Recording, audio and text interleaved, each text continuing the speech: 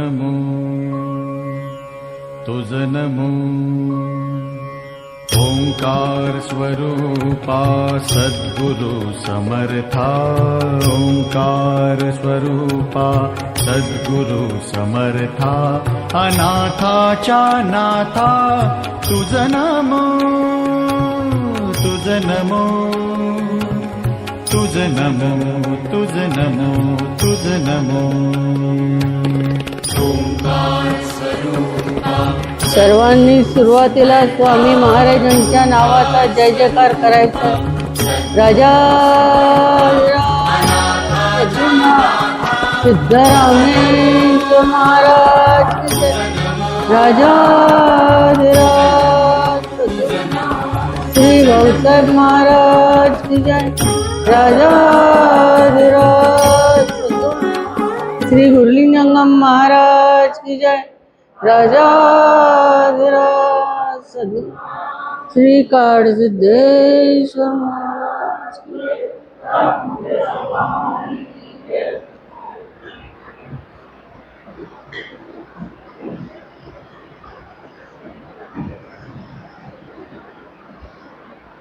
आपण काल गुरुलिंगम महाराजांच्या बद्दल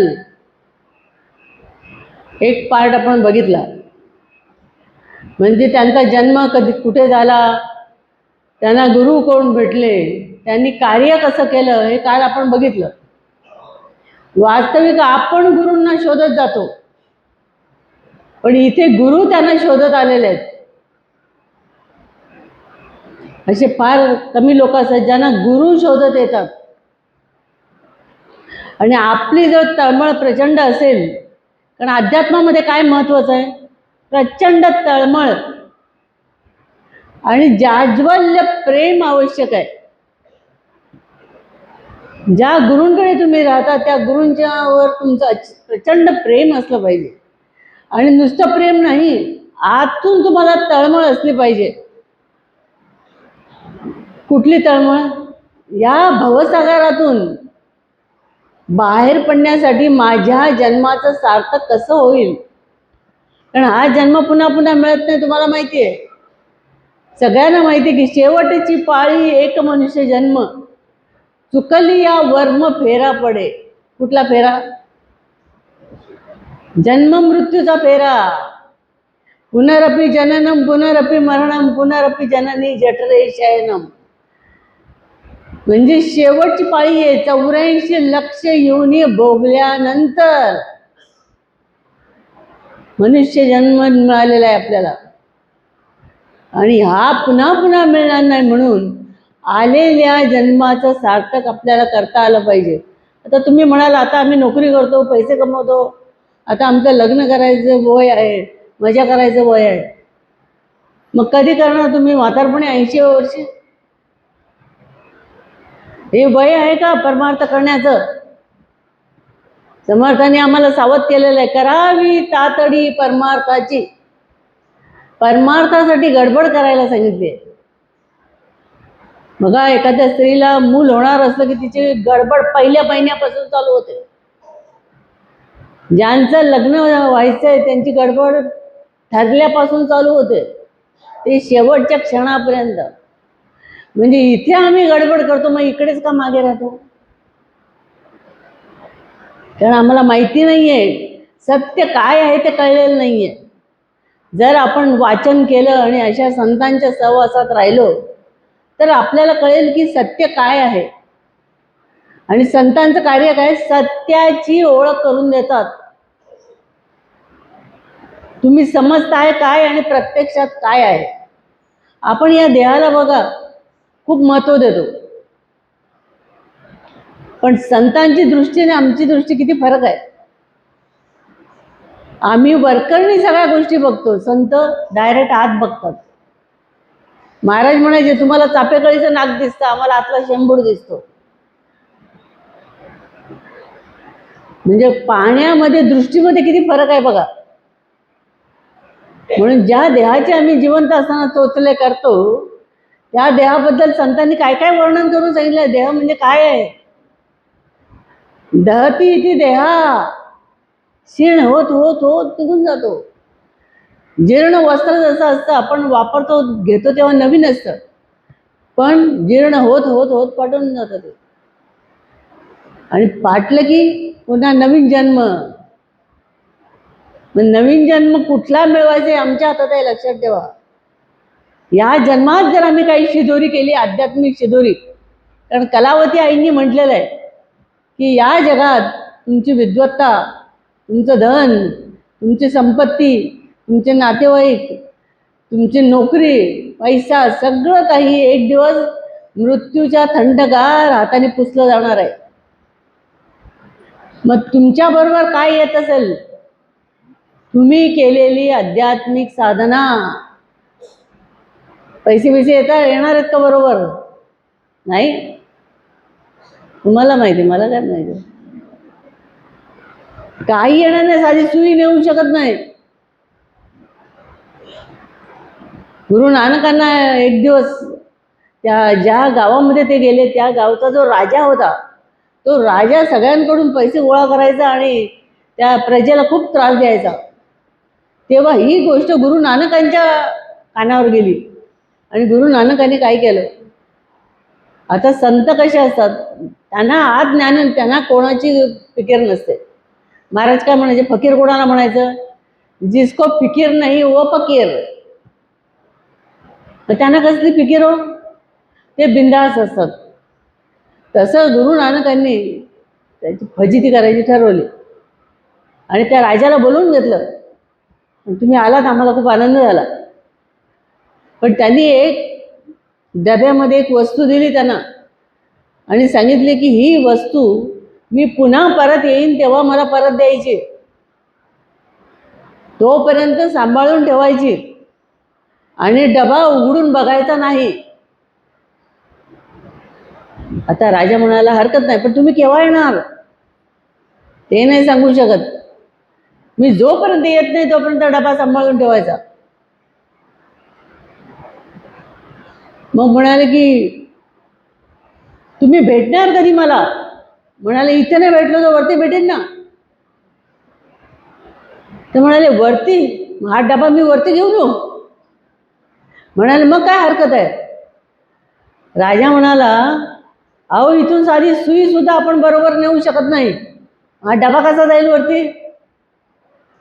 मग लगेच गुरु नानक म्हणाले साधी सुई जर आपण बरोबर नेऊ शकत नाही तर इतर लोकांचे गोळा केलेले पैसे तरी कशी आपण घेऊन जाणार?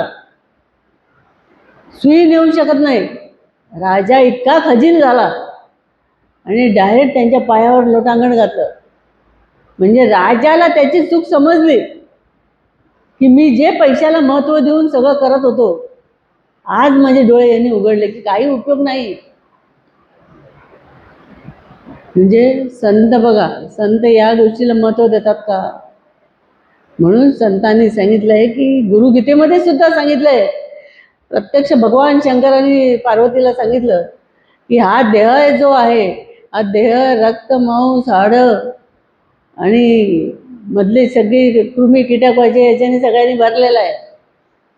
म्हणून हा देह जायच्या आधी याचं कल्याण करून घेतलं पाहिजे आणि तो कधी जाणार हेही माहिती नाही. आता आम्ही महाराजांच्या बरोबर पुष्कळ ठिकाणी फिरलो, पुष्कळ गावं बघितली, पुष्कळ प्रवचनं केली.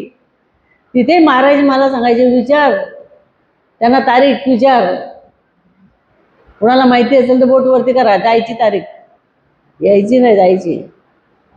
कोणीच बोटवरती करत नव्हतं. कशाला करतील, माहितीच नाही तर काय. म्हणजे अशा स्थितीमध्ये मग त्यांना हे व्हायचं, स्ट्राईक व्हायचं की नाही आपण इथे गडबड केली पाहिजे. म्हणजे संत काय करतात, असे प्रसंग सांगून सावध करतात तुम्हाला. सावध करण्याचं खरं कार्य संतांचं आहे, लक्षात ठेवा तुम्ही. म्हणून इथे आपल्याला भाऊसाहेब महाराज जे होते, भाऊसाहेब महाराजांना लहानपणापासून ती आवड होती, पण त्यांना रघुनाथ प्रिय महाराजांना मंत्र द्यायला सांगितला. हे तुम्ही ऐकलेलं मागच्या वेळेला. पण रघुनाथ प्रिय महाराजांनी जरी मंत्र दिला तरी गुरुलिंग महाराजांच्याकडून सुद्धा त्यांनी घेतलेला आहे. तेव्हा ते मनातून गुरुलिंग महाराजांनाच सद्गुरू आणत होते, कारण त्यांना त्यांची योग्यता माहिती होती. स्वतः भाऊसाहेब महाराजांना त्यांचं सहवास 37 वर्ष मिळालेलं आहे. आणि प्रत्येक शनिवारी ते निंबर्गीला जायचे आपल्या गुरूंच्या दर्शनाला. प्रत्येक शनिवारी.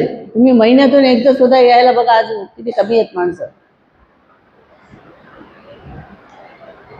असा थाट आम्ही जसा थाट करतो तसा थाट त्यावेळेला नव्हता. नमस्कार करायचा, निघून जायचं.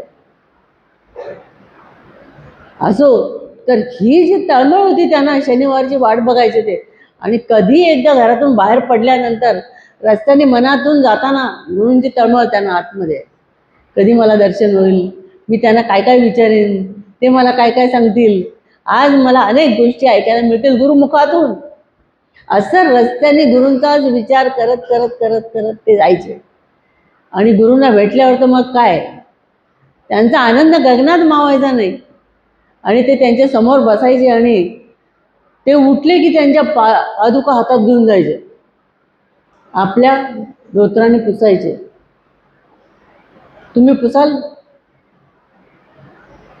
बघा, म्हणजे मोठं उगीच होत नाही माणूस. मोठं होण्यासाठी ही सगळी कामं करावी लागतात. थोरपणा परा सांडीचे, आधी मोठेपणा विसरला पाहिजे. लज्ज गेट्टनू, नानू गेट्टनू, लाज बीज आणि सगळं सोडलं पाहिजे. तसं इथे त्यांनी गुरूंच्या पादुका हातात घेऊन ते जायचे. आणि गुरूंच्या जवळ बसल्यानंतर, त्यांचं ऐकल्यानंतर त्यांना इतका आनंद व्हायचा. आणि तेही त्यांना सिक्रेट सांगायचे त्यावेळेला. म्हणजे अशा शिष्याला, जो परमार्थामध्ये पुढे जाणार आहे, अशा शिष्याकडे गुरुचं लक्ष असतं. जसं मास्तरांचं हुशार विद्यार्थ्याकडे लक्ष असतं, त्याला जरा ते जास्त सांगतात, तसं गुरूंचं पण अशा शिष्याकडे लक्ष असतं. कारण ते काय साधना करतायत ते त्यांना अंतर्मनाने सगळं समजत होतं. आणि याची साधना आता काय बघायचं म्हणून ते एकदा त्यांना बरोबर घेऊन जातात. हे मी तुम्हाला नंतर सांगणार आहे. पण याच्या आधी स्वतः गुरूंना ते प्रत्यक्ष नारायणाचं स्वरूप मानत होते, मनुष्य रूपाने बघत नव्हते. आपण मनुष्य रूपाने बघतो म्हणून आपल्याला चुका समजतात, ते असं बोलतात, ते असं करतात, ते असं खातात. पण देव रूपाने, नारायण रूपाने, विष्णू रूपाने जर बघितल्यानंतर ते येईल तोंडात असं बाकीच्या गोष्टी. या रूपाने ते नारायण, ते म्हणत होते, देव राम होऊन आला, तोच देव कृष्ण होऊन आला, आणि तोच देव निंबर्गी महाराज होऊन आला. ते म्हणाले, निंबर्गी महाराजांनी प्रत्यक्ष ब्रह्मा, विष्णू, महेश तिघांनाही पाहिलंय, तिघांचंही दर्शन घेतलेलं आहे. आणि हा येणाऱ्या भक्ताचं आत्मअभ्यास होण्यासाठी आणि त्याला आत्मसाक्षात्कार करून देण्यासाठी त्यांनी स्वर्गातून हे नाम आणलं होतं. स्वतः जाऊन करा विचार थोडा, असं आणलं होतं. म्हणून उत्पत्ती, स्थिती, लय, म्हणजे ब्रह्मा काय करतो, उत्पत्ती. स्थिती म्हणजे काय, विष्णूचं कार्य रक्षण. आणि महेशाचं कार्य काय, नाश. लय, तसं उत्पत्ती, स्थिती, लय, या तिन्हीवरही त्यांचा अधिकार चालत होता. मग राहिलं काय, तिन्हीवर अधिकार चालला म्हणजे राहिलं काय, सगळंच त्यांच्या अंडर होतं. सगळ्यांना त्यांनी प्रसन्न करून घेतलं होतं. बघा, त्यांचा जन्म ज्या वेळेला झाला त्यावेळेला ते जे काय म्हणतात, ते जिथे डिलिव्हरी करतात ती जी सुतिकागृह, तिथे त्यांच्या जन्माच्या वेळेला लखलखाट प्रकाश पडला. आणि ह्या तिथल्या लोकांनी बघितला. जन्माला आल्याबरोबर, म्हणजे आपण म्हणतो ना मुलाचे पाय पाळण्यात दिसतात, तसं त्यांना जन्मल्याबरोबर लख प्रकाश तिथे दिसला सगळ्यांना. आणि पुढे जाऊन त्यांनी जशी ती साधना केली गुरूंनी सांगितल्याप्रमाणे, तसं एक दिवस त्यांना त्यांच्या गुरूंनी सांगितलं की रामनवमीचा उत्सव संपलेला होता. आणि ते त्यांना म्हणाले की यांना आज देवाच्या खोलीजवळ झोपवा, तिथे झोपायला सांगा. कारण जशी रामनवमी झाली, सगळे उत्साहात होते, सगळे आनंदात होते. आणि मग त्यांना तिथे त्या जागेवर त्यांनी झोपायला सांगितलं. आणि ते त्या जागेवर झोपल्यानंतर लक्ष्मी अक्काला त्यांनी बोलवलं आणि सांगितलं की ते तिथे झोपले, तू इथून लांबून बघ, फक्त पुढे जायचं नाही, फक्त लांबून बघायचं. आणि त्यांनी लांबून बघायला सांगितल्यावर त्यांना त्यांच्या तोंडामध्ये लाल लक्क प्रकाश दिसला, लाल रंगाचा. तर ते म्हणाले, तोंडात असा आगीसारखा लाल प्रकाश कसा काय? तर लक्ष्मी अक्काने विचारलं. तेव्हा ते म्हणाले, वाणी रंगली. म्हणजे जसजसं तुमच्या आत जाईल तसं तुमची वाणी काय होईल? रंगत जाईल. रंगत जाईल म्हणजे काय? वजनदार होईल बेटे, येईल तिला.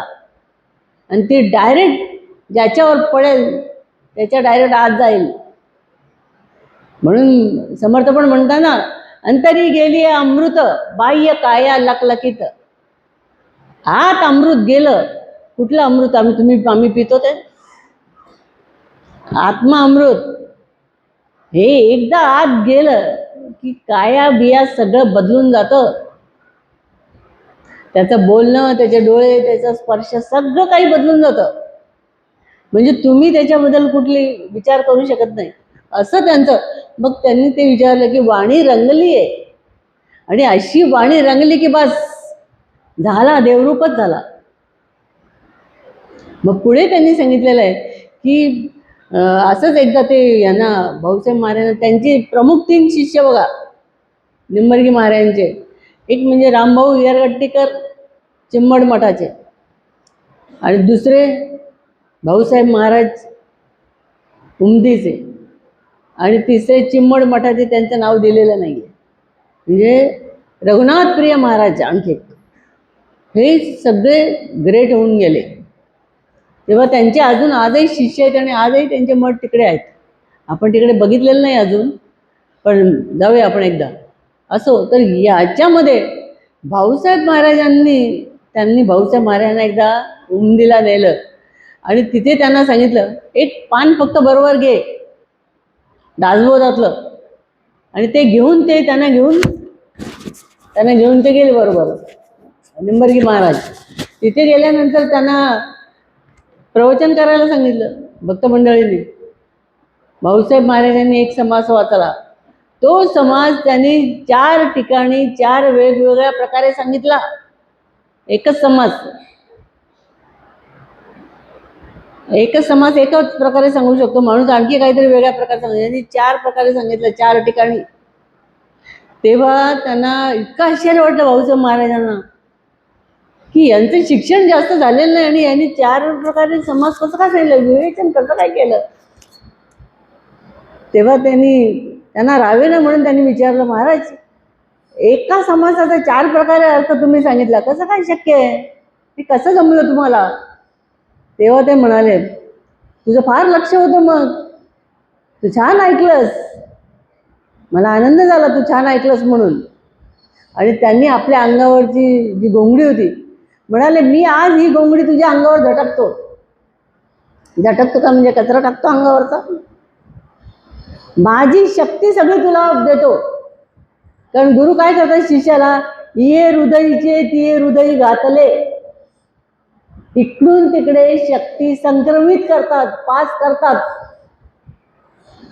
तसं जसं रामकृष्णांनी आपली शक्ती संक्रमित केली नरेंद्रामध्ये आणि म्हणाले, मी आता भिकारी झालो. अशी सगळे संत आपली शक्ती शिष्यामध्ये देतात आणि काय करतात, आपुल्या सारिके करीती तात्काळ, नाही काळ वेळ तयार लागे, आपुल्यासारखं करून टाकतात. शिष्यास गुरुत्व प्राप्त होय. नुसतं पास होत नाही शिष्य, गुरुत्व प्राप्त करून देतात. गुरुच्या आसनावर बसवतात शिष्याला. म्हणजे गुरूंचं कार्य किती मोठं आहे बघा. ते सामान्य माणसाला समजणारच नाही, त्याची बुद्धीच पोचवणार नाही. म्हणून रामदास स्वामी म्हणतात, तेथे मध्ये मूर्खाची मती पवाडेल कोठे. काय कळणार आहे आम्हाला सामान्य लोकांना गुरूंचा अर्थ काय आहे, हे सगळं करण्यामागे काय आहे? आम्ही तर सहज नावं ठेवतो सगळ्यांना. पण हे सगळं करण्यासाठी ज्ञानी ओळखावा ज्ञानेश्वर आहे आणि योगी ओळखावा योगेश्वर आहे. त्या ज्ञानीला ओळखायचं तर तुमच्याकडे त्या ज्ञानाची दृष्टी असली पाहिजे, तरच ओळखता येईल. नाही तर तुम्ही आम्ही सगळ्याचं वरकरणी बघणार. तसं इथे ते निंबर्गी महाराजांना खूप आवडलं आणि ते म्हणाले, बघ मी आज सगळी गोंगडी तुला सगळं आज देऊन टाकलं, तर तू आता भक्ती वाढव. भक्ती वाढव म्हणजे काय? भक्तीचा प्रचार कर. जे जे येतील त्याला भक्ती सांग. तुझ्या आयुष्यात तर झालंच कल्याण, पण बाकीच्यांचं पण होऊ दे. आपण तरेल नव्हे ते नवल, पुढे उद्धरील सर्वांची तो. आपल्याला एक ज्ञान झालं तर काही नवल नाहीये, पण सगळ्यांचा विचार करणारे, सगळ्यांच्या कुळाचा विचार आणि सगळ्यांचा उद्धार करणारे ते श्रेष्ठ संत आहेत. म्हणून त्यांनी सांगितलं तू आता याच्या पुढे भक्ती वाढव. आणि पुढे त्यांनी भक्ती एवढी वाढवलेली आहे भाऊसाहेब महाराजांनी. गुरूंची आज्ञा मिळाल्यावर काय हो, आणि गुरूंनी एकदा आज्ञा दिल्यावर जोपर्यंत ती अंमलात येत नाही तोपर्यंत ते पाठी लागतात त्याच्या. चल प्रवचन कर आज, चल याच्यावर बोल आज, चल भिक्षेला जा आज. म्हणजे त्याला तयार करण्यासाठी गुरु वेगवेगळ्या ट्रिक काढतात शोधून, जेणेकरून हा पुढे गेला पाहिजे. आणि त्यांची इच्छा असते आणि म्हणून त्यांनी तो संकल्प करून ते सगळं शिष्याला दिलेलं असतं. तसं इथे भाऊसाहेब महाराजांना सगळं गुरूंनी दिलं आणि त्यांना गुरूंच्या कृपा आशीर्वादामुळे त्यांना अद्वैत सिद्धी प्राप्त झाली, असं पुस्तकात लिहिलेलं आहे. अद्वैत सिद्धी म्हणजे द्वैत राहिलंच नाही त्यांच्याकडे, सगळीकडे एकच दिसायला लागलं. जिकडे पाहावे तिकडे हरी, हरी विना तुझे काही नाही.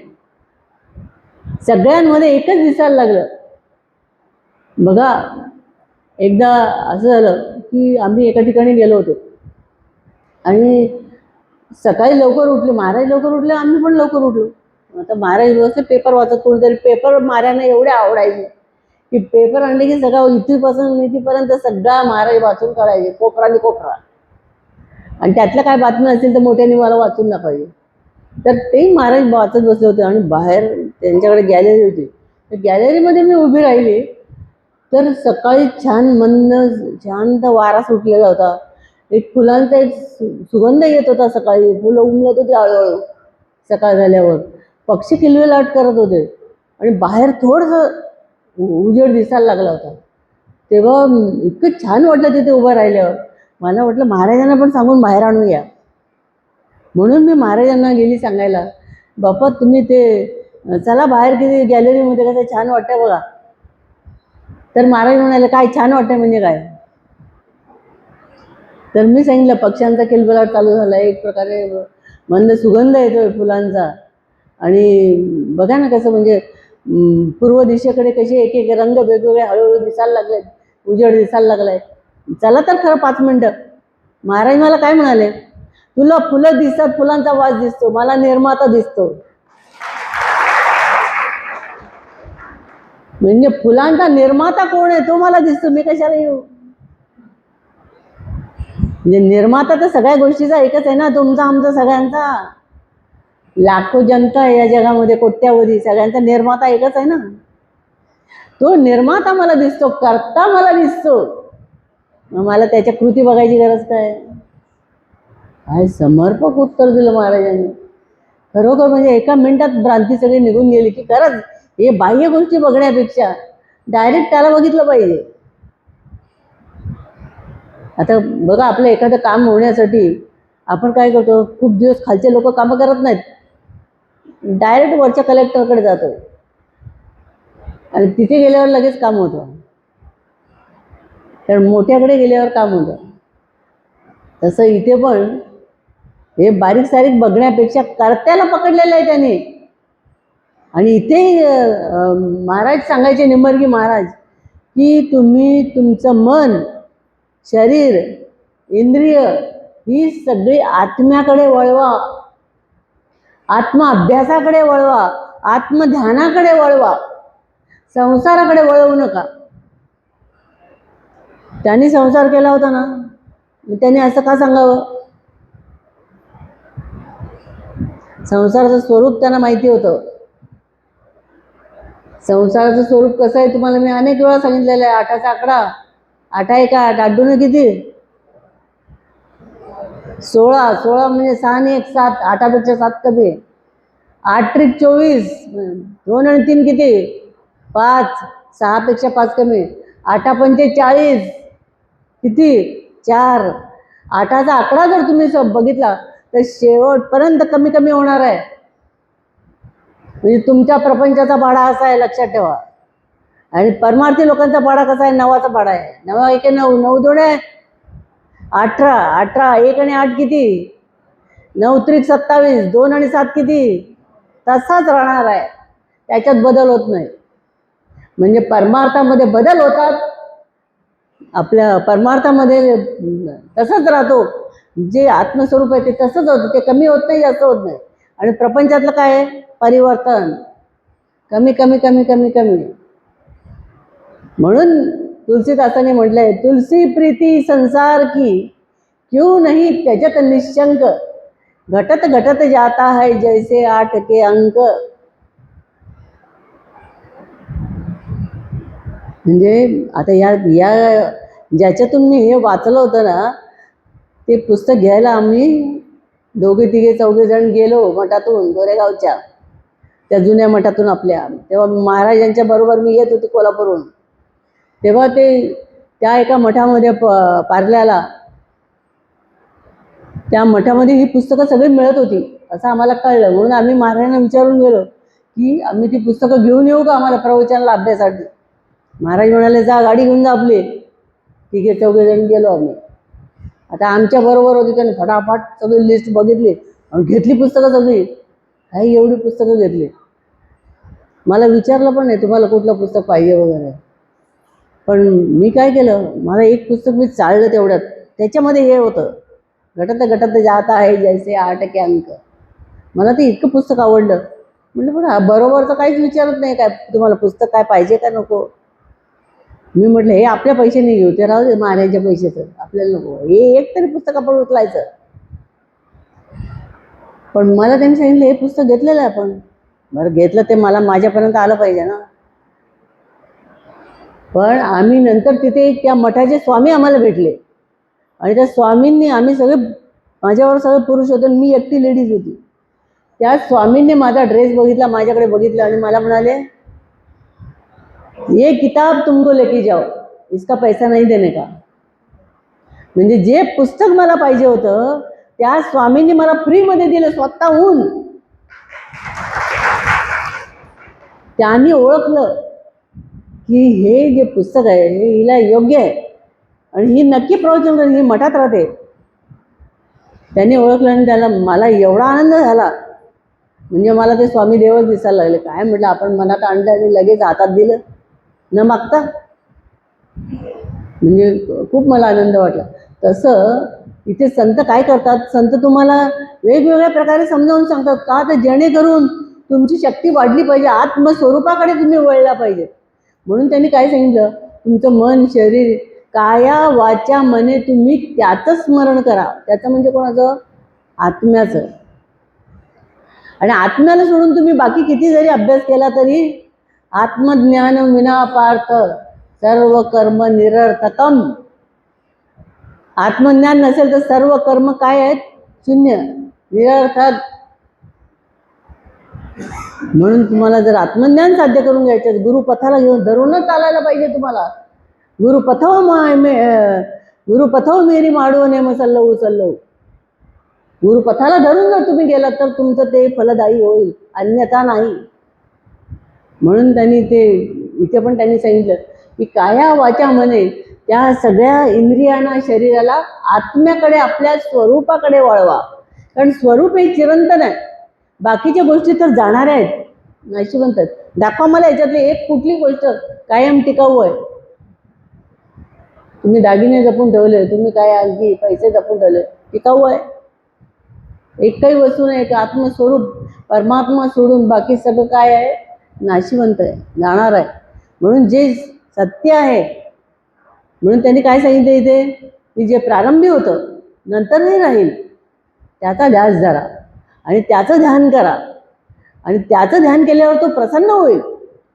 आणि असं जर माणसाने केलं तर तो साधू होईल. त्यांनी सांगितलंय सामान्य माणूस सुद्धा साधू होईल, पण त्याचं या पद्धतीने तो गेला पाहिजे की आपली काया वाचा मने आणि इंद्रिय मन शरीर चित्त वगैरे सगळं तिकडे लावलं पाहिजे.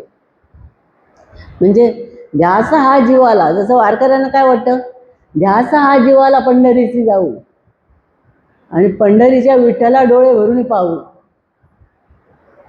बघा असं म्हणजे चालताना त्यांचा ध्यास असतो, 30 दिवस ते चालतात. एक बाई अशी भेटली, तिचा इंटरव्ह्यू घेतला एकाने. आता जाताना ते खूप लोकांचे इंटरव्ह्यू घेतात आणि ते टाकतात व्हिडिओ त्यांचे. एक अडाणी बाई होती, तिला त्यांनी विचारलं की आजी किती वर्षापासून जाते? अरे म्हणे मला समजतंय तेव्हापासून मी जाते, एक दिवसही बुडवला नाही, एक वर्षही बुडवलं नाही मी. बोलले मग तुला पैसे कोण देते? मला पैसे कोण, कशाला चालत जायला कशाला पैसे लागतात? मला थोडीच ट्रेनने जायचं, बसने जायचं, गाडीने जायचं. चालत जाण्याला कशाला पैसा लागतो? चालत जाते तो नेतो, जागी जागी आमचं सगळं स्वागत होतं, खायला मिळतं, झोपायला मिळतं, कपडे मिळतात. आता असे किती श्रीमंत लोक आहेत, अशा लोकांची सेवा, चांगलं आपल्यापेक्षा ते चांगलं खातात. पण चालताना वरून पाऊस पडतो का छत्री घेऊन चालतात? अहो पावसात भिजत ते कपडे कुठे जातील तिथे वाळत घालतात, झाडावर इकडे तिकडे, आणि ते एवढा ध्यास आहे त्यांना. असा ध्यास त्यांना पांडुरंग का प्रसन्न होणार नाही सांगा मला? ध्यास तिने सांगितलं म्हणजे माझ्या घरात लग्न होतं तर मी मुलांना सांगून टाकलं, सुनांना सांगून टाकलं, तुम्ही सगळ्यांनी जा, मी जाते पांडुरंगाकडे, सगळ्यांनी तुम्ही जा, मी येणार नाही. लग्न आजीच्या नातेवाईकांचं होतं, लग्न आजींच्या नातेवाईकांचं. ते सून म्हणायला लागली तिकडे विचारतील आम्हाला आजींना का नाही आणलं म्हणून. ते म्हणाले सांगू नका, मी माझ्या पांडुरंगाला भेटायला गेली म्हणून सांगा. म्हणजे त्या आजीने एवढा सुंदर इंटरव्ह्यू दिलाय की ऐकल्याबरोबर आपल्याला वाटतं की खरंच याला म्हणायचं ध्यास, याला म्हणायचं प्रेम. आणि म्हणून आपल्याला असा ध्यास इथं लागला पाहिजे जे आपल्याला निंबर्गी महाराजांनी सांगितलं की आत्मस्वरूपाकडे, गुणाकडे तुमचं लक्ष लागलं नाही पाहिजे. गुण म्हणजे काय? त्रिगुण, रजतम सत्व. पण त्याच्याऐवजी आत्म्याकडे, स्वरूपाकडे तुमचं लक्ष लागलं पाहिजे. आणि स्वरूपाकडे लक्ष लागल्यावर तुम्हाला संसारात काही कमी पडणार नाही अशी शाश्वती गॅरंटी त्यांनी दिली आहे. काही कमी पडणार नाही. आणि ज्याने हे सगळं जाणलंय, ब्रह्मा विष्णू महेश सुद्धा त्याचा बालना बाका करू शकत नाही असं त्यांनी लिहिलेलं आहे. ब्रह्मा विष्णू महेश सुद्धा त्याचं काही वाकडं करू शकत नाही. कोणाचं? या पद्धतीने राहणाऱ्याचं, चालणाऱ्याचं. म्हणजे इतकी पॉवर त्याच्यामध्ये येते. थोडं जरी आपण बघा ऐकलं, बोललं, त्याच्यावर चर्चा केली तर आपल्याला किती आनंद होतो. तुकाराम महाराजांनी उगीच म्हटले का, तुका म्हणे माझे हेची सर्व सुख. तुका म्हणे माझे हेची सर्व सुख. कुठलं? घरदार, 10 मुलांचं घर, हेची सर्व सुख पाहीन श्रीमुख आवडीने. त्याचं श्रीमुख मी आवडीने बघी, हेच माझं सुख आहे. तुकाराम काय नुसतं वाचतो मी, आत कुठं जात आहे आमच्या? विचार केला तर जाईल ना.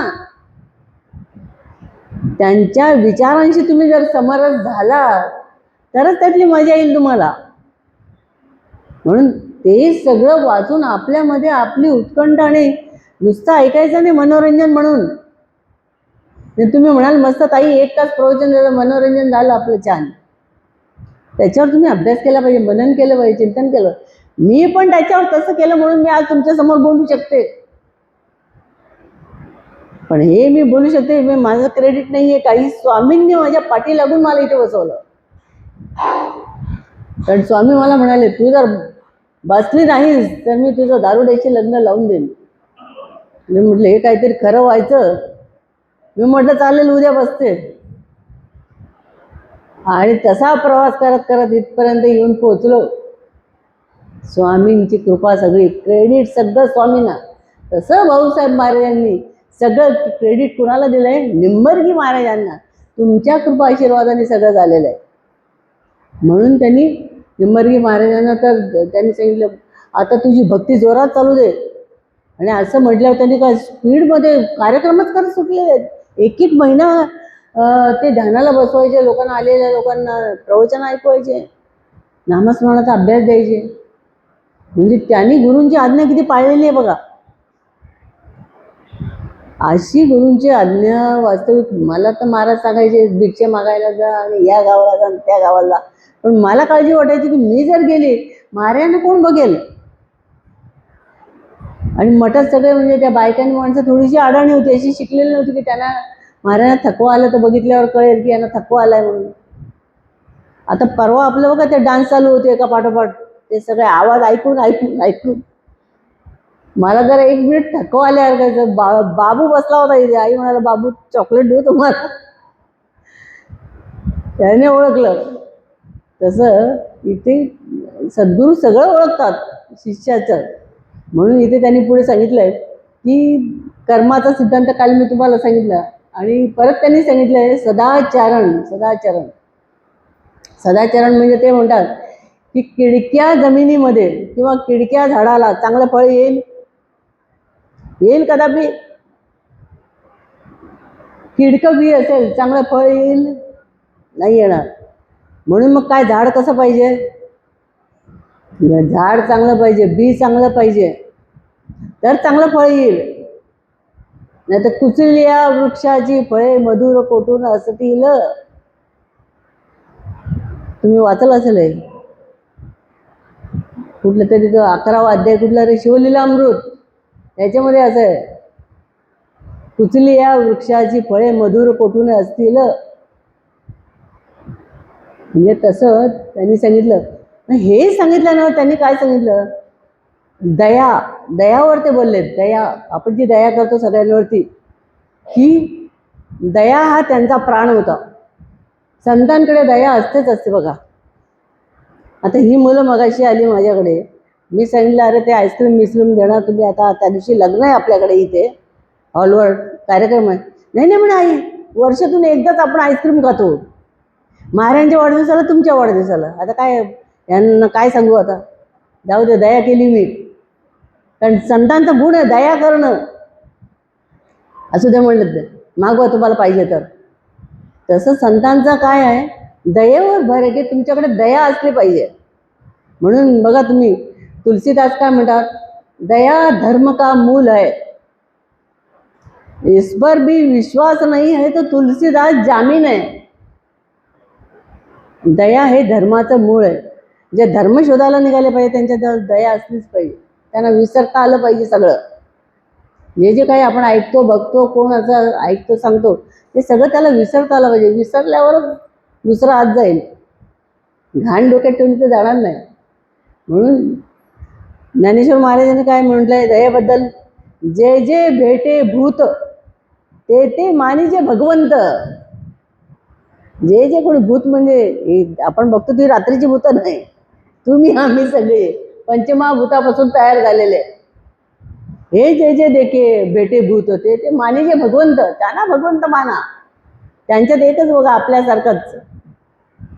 आणि आपण भजन करताना नेहमी म्हणतो, कोण सांगतो बरं, भजन करताना आपण जे आता तुम्ही 12 अभंग म्हणतात त्याच्यात आहे, कोण सांगतो बघूया.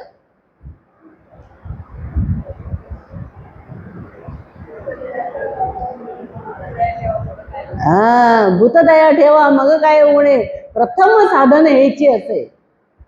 प्रथम साधन कुठलं, दया. दया ठेवली पाहिजे आपल्याकडे. सगळं आपण विसरायला शिकलं पाहिजे. तर बाबूला मी म्हटलं, काय रे तुला कोण काय बोललं तर तुला राग येतो का. नाही नाही म्हणाले, आई राग कसला, आपल्याला सगळ्यांना धरून चालायचंय. बघा म्हणजे इथे सगळं त्यांचा भर कशावर होता, दयेवर होता. म्हणून संतांना काय म्हटलेलं आहे, दयेचा सागर. नदी ओढा नाही म्हटलेलं, सागर म्हटलंय. एवढी त्यांच्याकडे दया भरलेली असते. ओरडले तरी पुन्हा त्यांच्याच पोटात दया असते. त्यांनाच दया येते, दुसरं कोणाला येणार नाही. दुसरं तर वर्षानुवर्ष सांगत राहतील आपल्याला एकच गोष्ट. म्हणजे ही दया बघायची असेल तर संतांकडे बघायची. म्हणून इथे त्यांनी सदाचरणामध्ये सांगताना पुन्हा दयाच सांगितली की दया करा सगळ्यांवर. भूतदया करा, माणसांवर दया करा, येणाऱ्या जाणाऱ्यांवर दया करा. म्हणजे असं सांगता सांगता त्यांनी पुढे सांगितलं की चिंता उगीच करू नका तुम्ही प्रपंचात राहून. चिंतेने काय होतं ते त्यांनी सांगितलेलं आहे की चिंता करत तुम्ही बसला की तुम्ही काय होतं, डाऊन होतं, तुमची बॅटरी चार्जिंग डाऊन. म्हणून चिंता करू नका. ते म्हणतात की नेहमी उत्साहित राहा, आनंदात राहा, चार्ज राहा. मग हे घरी चार्ज राहता येईल तुम्हाला? येईल. मग इतकी गर्दी जमली असती संतांकडे. घरी तर पावलं पावली हा बोला तो बोला, त्याने ऐकलं नाही याने ऐकलं नाही, म्हणजे डोकं दुखीच आहे सगळे. म्हणजे तिथे चार्ज आपल्याला होता येणार नाही. मग कुठलं चार्जिंग स्टेशन कुठे? चार्जिंग स्टेशन म्हणजे संतांचा संघ, संतांच्या सहवासात जायचं.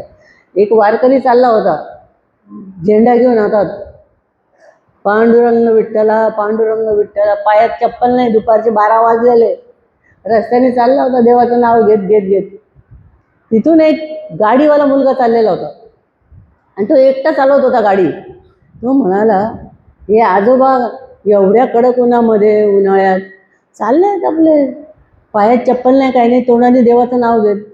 त्यांनी त्या आजोबांजवळ गाडी उभी केली आणि म्हणाला आजोबा कुठे जायचं तुम्हाला? म्हणाले मला पंढरपूरला जायचंय. बरं बसा गाडीत, मला तिकडे जायचंय, पुढे जायचंय मला, मी तुम्हाला सोडीन पंढरपूरला. बसले आजोबा. पुढे बसा म्हणाले माझे शेजारी. दोघेच होते ना गाडीत. मग ते बसला शेजारी आजोबा.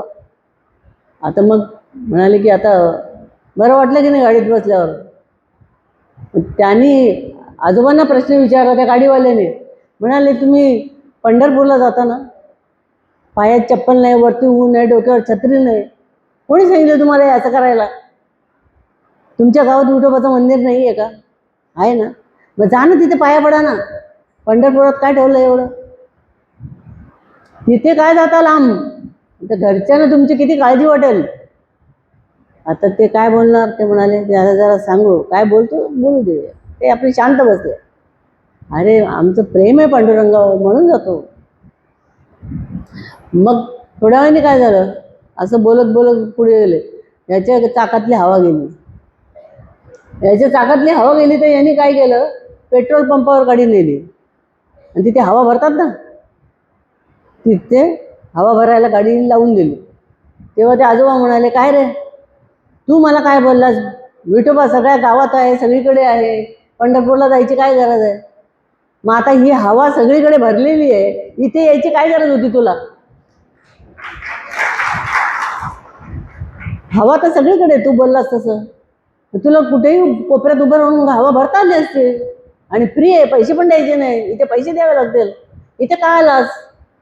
अहो म्हणाले इथे चार्जिंग होते, हे स्टेशन आहे हवा भरायचं, म्हणून मला इथे यावं लागलं, बाहेर भरता येणार नाही.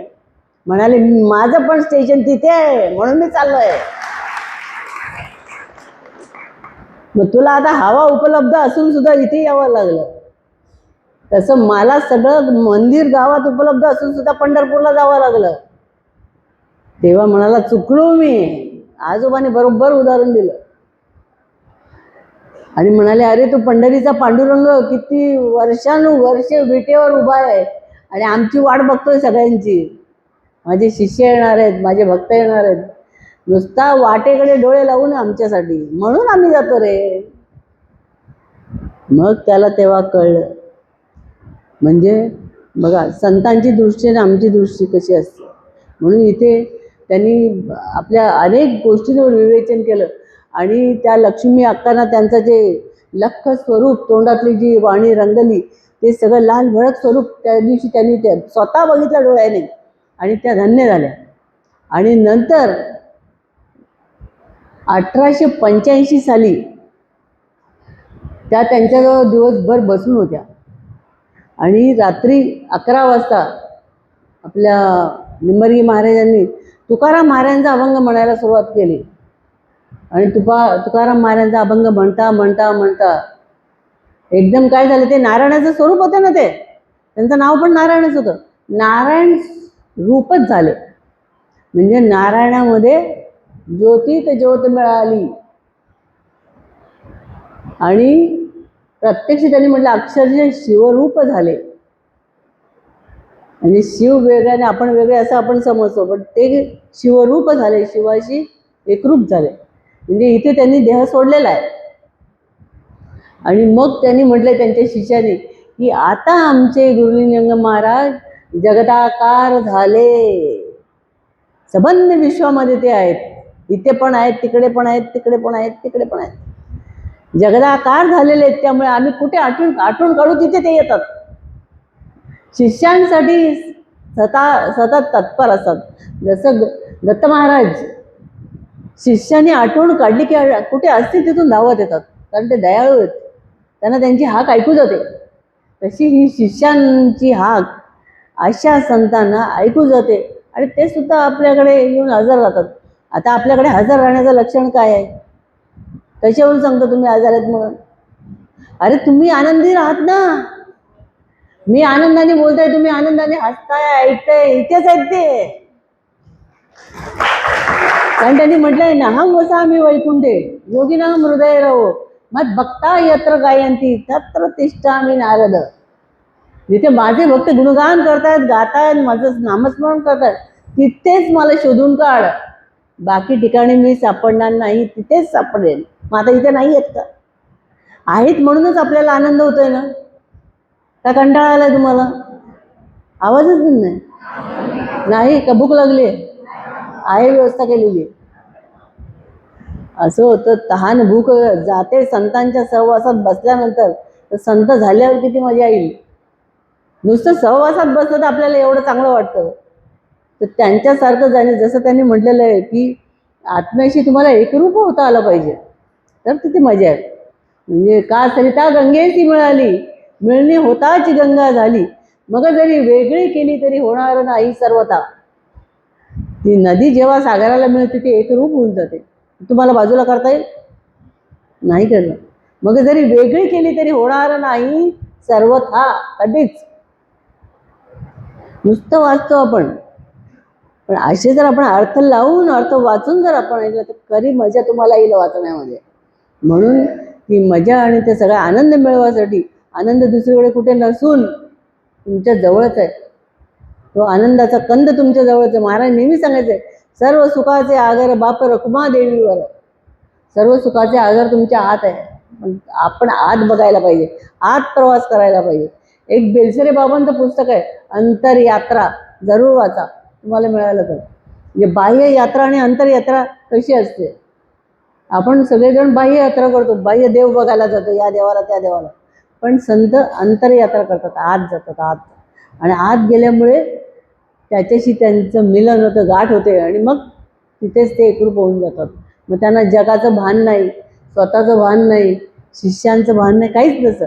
तिथे केवळ असतो आनंदले आनंदले आनंदले मन माझे, आनंदले आनंदले आनंदले आनंदले मन माझे, आनंदले आनंदले आनंदले मन माझे, आनंदले आनंदले आनंदले आनंदले. संतांची स्थिती अशी असते, त्या आनंदाच्या स्थळाला गेल्यानंतर आनंद रूपच होऊन जातात. म्हणून आपण सगळ्यांनी जिथे आनंद मिळतो ना, आणि कायमचा आनंद मिळतो, तिथं धावायला पाहिजे. मग कायमचा आनंद कुठे आहे? सत्संगात आहे. आणि आपल्याला ह्या सगळ्या प्रवास एवढा मोठा करायचा म्हणजे कुठला आत्मप्रवास म्हणते मी. हा प्रवास करताना आपल्याला खूप अडचणी येतील, पण संतांच्या सहवासात गेल्यावर ते सोपं होऊन जातं. का सोपं होतं? त्यांचा कृपा आशीर्वाद झाला की झालं. मला BEdला असताना 10 मार्काचा आम्हाला एक सांगितलं, विषय दिला होता, आणि तो विषय तोंडी पाठ करून स्टेजवर म्हणायचा. तर आपण कागद स्वतःच लिहिलेलं असतं ना, ते काय 10 मिनटं बोलणार आहे ते तिथे हातात घेऊन ज्याला कोणाला पाठ होणार नाही त्यांनी ते वाचून दाखवायचं. असा आमचा एक परीक्षा होती. आणि ते परीक्षेचा जेव्हा माझा नंबर आला तेव्हा मी म्हटलं की माझ्या मैत्रिणींनो आणि प्राध्यापक वर्ग, माननीय प्राध्यापक वर्ग वगैरे वगैरे म्हटलं, पुढे काहीच आठवेना, काहीच आठवेना, पूर्ण ब्लँक. आणि असं झाल्यामुळे काय झालं, त्या प्रोफेसरनी बघितलं की हिला काहीच आठवत नाही, म्हणाले वाच कागद. तो कागद उघडला आणि पहिल्यापासून शेवटपर्यंत वाचून दाखवलं मी. त्यांनी लगेच मला सांगितलं मार्क किती, 10 पैकी 2. 10 पैकी 2 का, एवढे एक पान पाठवत नाही, फक्त 2 मार्क. ते पण लिहिलेलं चांगलं होतं म्हणून 2 मार्क दिले आहेत आम्ही, चांगलं लिहिलेलं होतं. म्हणजे सांगा मला, मग तिथे जर अशी घाबरगुंडी उडाली तर इथे किती उडायला पाहिजे. पण इथे मी 1 तास आत्ता बोललेली आहे बघा. ना पुस्तक माझ्या हातात, ना वही, ना कागद. संतांचा कृपा आशीर्वाद फार महत्वाचा आहे आणि त्यांची आज्ञाही महत्वाची आहे. त्यांनी आपल्याला जी आज्ञा दिली त्या आज्ञेने आपण चाललं. म्हणून बघा, आम्ही मठ सोडताना सुद्धा मला काही वाटलं नाही. अरे म्हटलं, संतांनी आपल्याला मार्ग दाखवला आहे, चाल तिला सद्गुरू त्यांनी पण ते जाईन, त्याच मार्गाने आपल्याला जायचं आणि तुम्हाला सगळं नाही त्याच मार्गाने जायचं. म्हणून काही वाईट वाटून घ्यायचं नाही. हे सगळे काही खाचकळगी आपल्याला लागतातच आयुष्यामध्ये, पण त्याच्यामध्ये सुद्धा आपण यांच्या बरोबर राहून, चार्ज राहून आपण जोरात करायचं हे कार्य. आता तर मला आठवत पण नाही काही, कारण स्वतः भाऊसाहेब महाराज नेहमी जायचे निंबर्गीला. पण निंबर्गीला गेल्यानंतर तिथली समाधी जी बांधलेली होती निंबर्गी महाराजांनी देह ठेवलं, ती त्या लोकांनी गावातल्या पाडून टाकली. त्यांची काय अंतर्गत भांडणं झाली तर एका शिष्याने विचारलं, महाराज तुम्ही जात नाही तिकडे दर्शनाला गुरूंच्या. ते म्हणाले, आता ती पहिली परिस्थिती राहिली नाही रे तिथे, म्हणून नाही जात. मला आता तिथे जायची काय गरज आहे, मला सगळीकडे तेच दिसतात, मला समोर तेच दिसतात, तुमच्याच तेच दिसतात, सगळ्या दिशेत तेच दिसतात. मला आता त्या ठिकाणाला जायची गरज नाही. अशी परिस्थिती आपली पण झाली आहे, काय जायची गरज आहे. म्हणून मी जोरात सांगते, मी कुठे जात नाही, इथे येते फक्त कार्यक्रमाला. महाराज आपल्या जवळ आहेत. आम्ही त्या चांदीच्या प्रेम करून ठेवलेल्या तिथे आमच्याकडे. मला भाऊ म्हणतो की अरे एकट्याला जेवण जात नाही, तू कशी एकटी जेवते, तुला काय जेवताना हे वाटत नाही का, तू एकटी. अरे कशाला एकटी, देव एवढे आहेत माझी शेजारी, त्यांच्याकडे बघत बघत ताट संपतं कधी. म्हणजे बघा, आपण तर त्या पद्धतीने राहिलं तर आपल्याला काहीच आवश्यकता नाही. ते आपल्या जवळ आहेत शक्तिरूपाने. कधी हाका मारा ना तुम्ही. जेव्हा रामकृष्णांनी देह सोडायच्या वेळेला ते म्हणाले त्यांच्या शारदा मातांना, आम्ही आता जाणार, हे सगळं आता तुम्ही सांभाळायचं. तर ते म्हणाले की आम्हाला काय अडचण आली आणि काय विचारायचं, आम्ही कोणाला विचारायचं, तुम्ही कुठे चालले. ते म्हणा, आम्ही कुठे जाणार, तुम्ही या खोलीत, आम्ही पलीकडच्या खोलीत, कुठे जाणार नाही आम्ही. तुम्ही पहिल्या खोलीत, आम्ही दुसऱ्या खोलीत. नुसतं हाका मारायचा, आतून ओ येईल. बघा, आतून ओ येईल आणि सगळं मार्गदर्शन होईल तुम्हाला. या एका गोष्टीवर विश्वास ठेवून त्यांनी पुढे त्यांची परंपरा चालू ठेवलेली आहे. इतकं गुरु आपल्याला सांगतात. अरे मी जातच नाही. महाराज जोरात बोलायचे, मरण. बाकी जगातले लोक मरणाला घाबरतात, महाराज नाही. इतर गुरुलिंग महाराजांनी सुद्धा सांगितलंय की अंतकाळी त्याचं नाम येण्यासाठी आत्तापासूनच जिभेला त्याची सवय लावा, नाही तर अंतकाळी नाव येणार नाही त्याचं. म्हणून ते म्हणाले, अंतकाळी तुमच्या जिभेवर त्याचं नाव येण्यासाठी संसार विसरा. एक काहीतरी विसरावं लागेल तेव्हा ते येईल आत.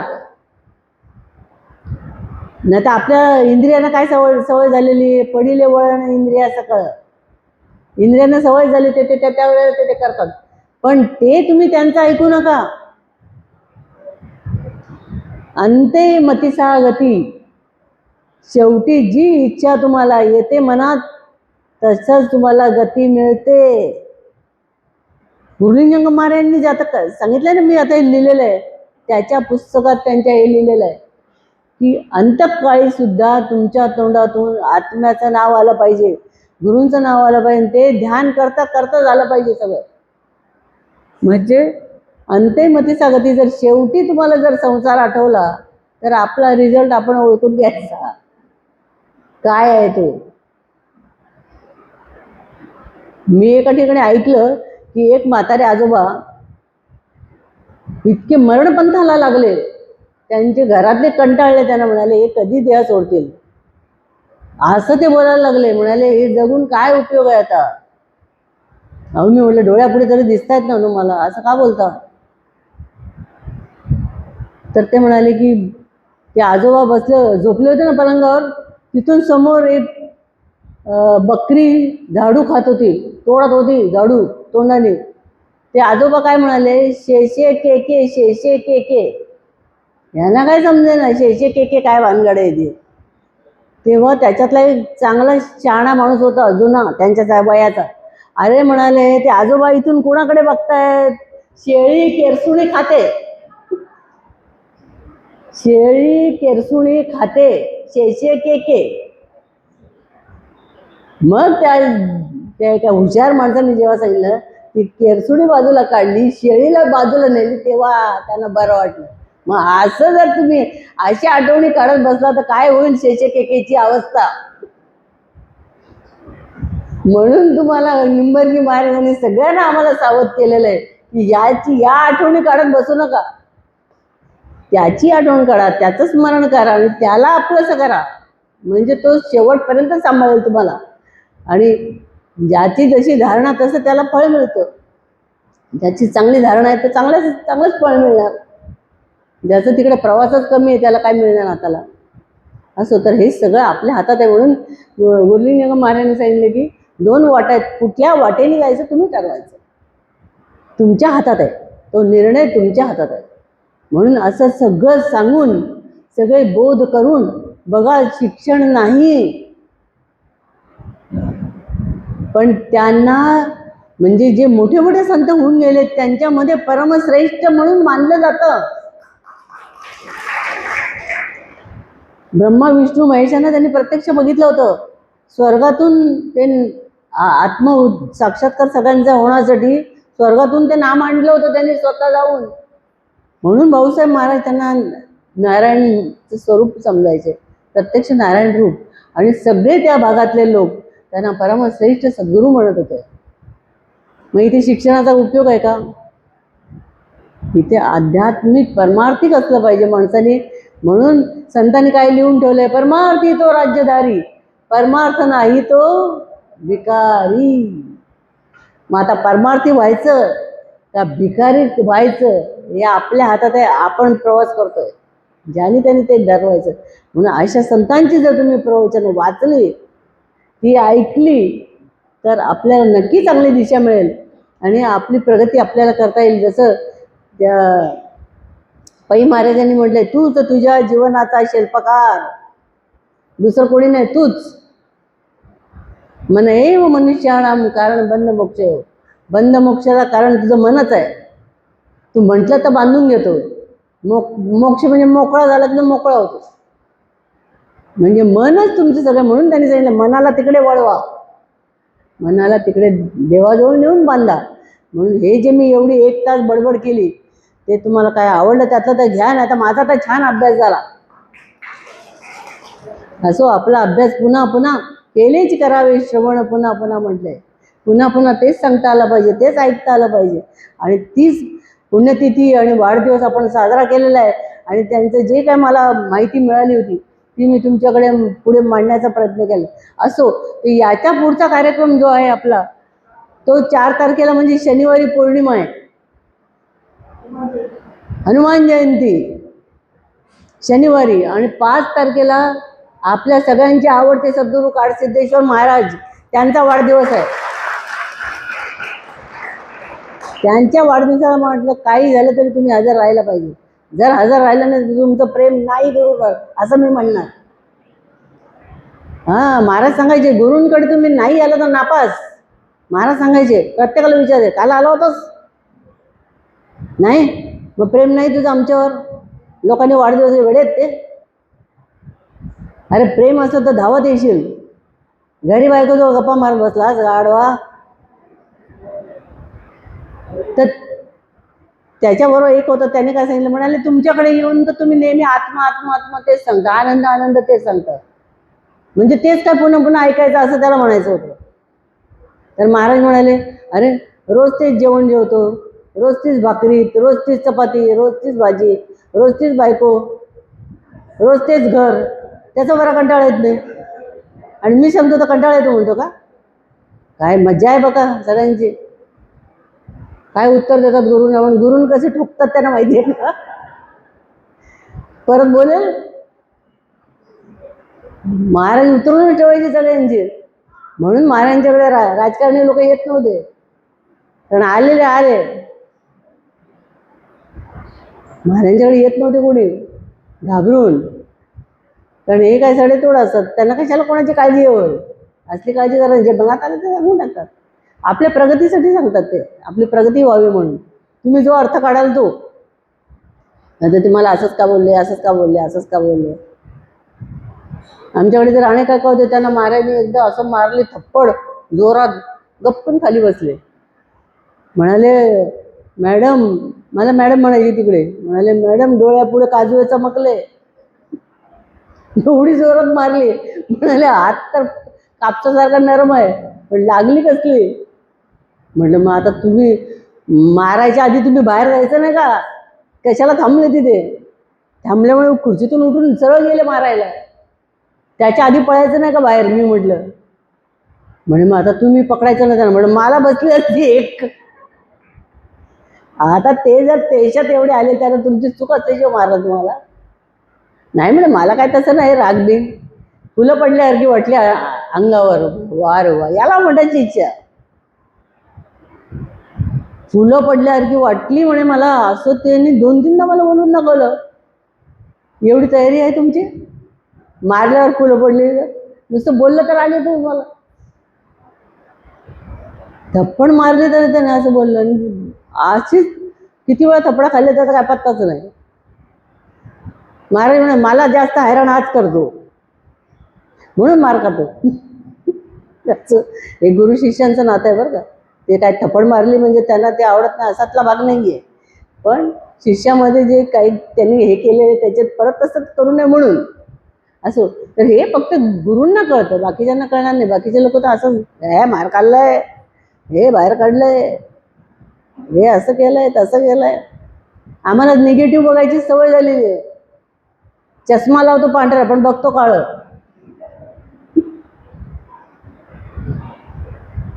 चांगलं बघायला शिका ना तुम्ही. चांगले प्लस पॉईंट प्रत्येकातले बघायला आले. तर इथले तुमचे प्रत्येक जण वेगवेगळ्या घरातून आलाय, प्रत्येकाचे संस्कार वेगळे आहेत, प्रत्येकाचं ज्ञान वेगळं आहे, प्रत्येकाचा निश्चय वेगळा आहे. मग आम्ही काय तुमचे दोष बघतो का? आम्ही तुमचे प्लस पॉईंट बघतो की एवढं सगळं असून सुद्धा इथे येतात. हा मोठा प्लस पॉईंट आहे. त्याच्या पुढे तुम्ही घरी हजर राहिले तरी मी काय जास्त तुम्हाला जास्त ओरडल्याच्या याच्या पलीकडे काय करणार नाही. का तर माहिती आहे तुम्हाला सगळं घरी जबाबदारी असतात, ते सगळं करून तुम्ही इथे येता. हे तुमचं महत्त्व आहे जास्त. पण तरीसुद्धा जिथे गुरु असतील तिथे आपली हजेरी आपली लागली पाहिजे. तुम्हाला वाटतं इथे कोण नाही बघायला असं काय समजू नका. तर आपल्याला 5 तारखेला महाराजांच्या वाढदिवसाला तुम्ही सगळ्यांनी यायचं आहे आणि सगळ्यांनी हजर राहायचं आहे. आणि या मुलांनी तुमची सगळी व्यवस्था केलेली. माझ्याजवळ काय काय मला सांगून म्हणाले नाही आम्हाला आईस्क्रीम पाहिजे. ते पण त्यांना नाही, तुम्हाला सगळ्यांना. नाही म्हणे आई सगळ्यांना. मला सांगतात आई तुमच्या ऐवजी आम्ही देऊ नये तर, म्हणजे तुमच्याकडे पैसे नाही तर मी देईन असं म्हणणं त्याचं. म्हणजे अरे बाबा करा काय करायचं ते तुम्हाला. 2-2, 3-3 काय की काय दे.